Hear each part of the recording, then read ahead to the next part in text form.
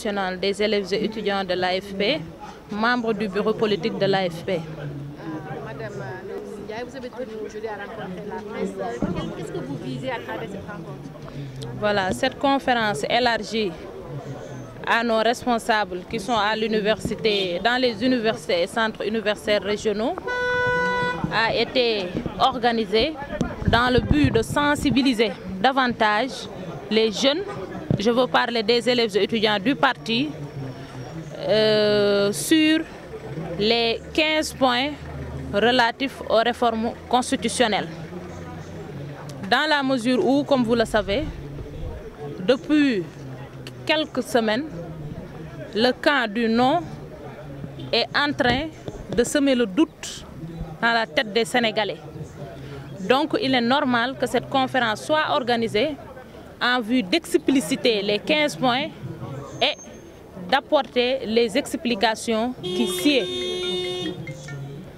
Sur la question du mandat, le président Macky Sall a manifesté sa volonté de faire 5 ans, il l'a dit partout. Néanmoins, il faut que les gens comprennent que nous sommes dans un état de droit. Or, un état de droit est un état où aussi bien l'administration que les administrés doivent respecter le droit.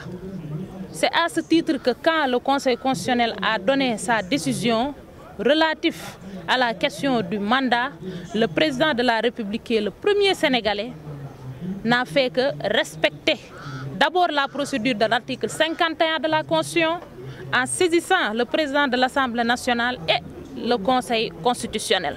Donc le président de la République, qui est un patriote, un homme d'État, un républicain, n'a fait que respecter les principes de l'État de droit, de la bonne gouvernance qui vont dans le sens du renforcement des acquis démocratiques.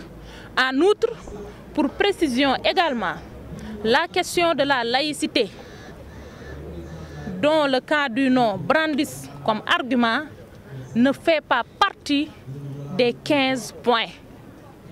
La question de l'homosexualité également ne fait pas partie des nouveaux droits, comme certains le disent. Les nouveaux droits, il s'agit du droit à un environnement sain, du droit sur les ressources naturelles et sur le patrimoine foncier. De par la gestion gabégique et nébuleuse du régime qui a précédé le régime de Macky Sall, il est tout à fait normal qu'on revienne à l'orthodoxie et qu'on respecte désormais les principes de la bonne gouvernance. Et qui parle de foncier, parle impérativement du droit des femmes. Aujourd'hui, avec le programme d'urgence de développement communautaire, l'objectif que s'est assigné l'État, c'est de faire en sorte que d'abord que les communautés rurales soient au même niveau que les communes. Raison pour laquelle, avec l'acte 3, on ne parle plus de communautés rurales, mais de communes d'arrondissement, que ce soit à Dakar ou dans les autres collectivités territoriales sur l'étendue du territoire national. En outre, avec le programme d'urgence de développement communautaire, je vais revenir sur la question du foncier.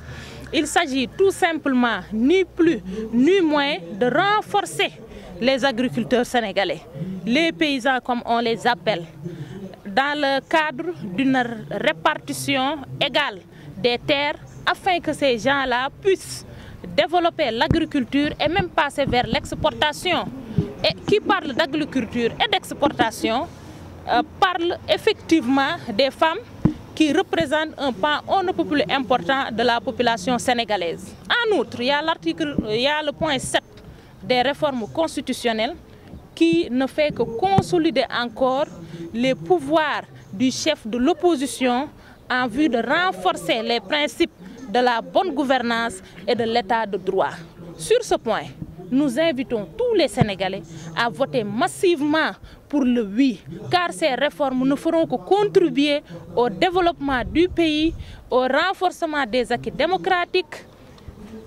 Tout à l'heure, en vous entendant parler, vous avez qualifié les gens de l'opposition de mauvaise foi. Pourquoi?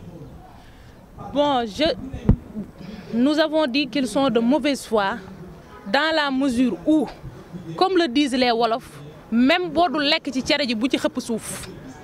si vous regardez bien les 15 points, il y a le 7e point qui les concerne directement et qui va dans le sens de l'intérêt général.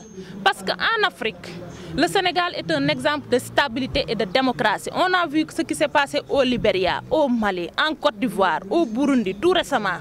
Donc, quand le président de la République décide encore une fois de renforcer le pouvoir du chef de l'opposition, c'est tout simplement pour lui permettre de contribuer davantage à la gestion des affaires de l'État, mais également au développement du pays. Encore, nous avons dit que l'opposition, le cas du non, est de mauvaise foi parce que depuis les réformes institutionnelles dirigées par le doyen Mamadou Makhtar Mbow, que ce soit l'opposition, la société civile ou les personnes ressources ont été conviées dans le cadre de ces concertations-là pour donner leur point de vue. Aujourd'hui, certains d'entre eux n'avaient pas voulu participer à ce débat. Donc aujourd'hui, ils reviennent pour crier partout et brandir l'argument comme quoi le président de la République n'est pas démocrate parce qu'il ne les avait pas conviés, ce qui est tout à fait faux. C'est dans ce cadre de figure que nous parlions de mauvaise foi. Répondez-vous à ceux qui disent que donc, les 15 points, donc c'est une coquille, étant donné que le noyau, donc les 15 points à l'élection du mandat présidentiel, donc qu'est-ce que vous répondez à ça? Bien évidemment, la réduction du mandat présidentiel figure sur ces 15 points-là. Figure sur ces 15 points.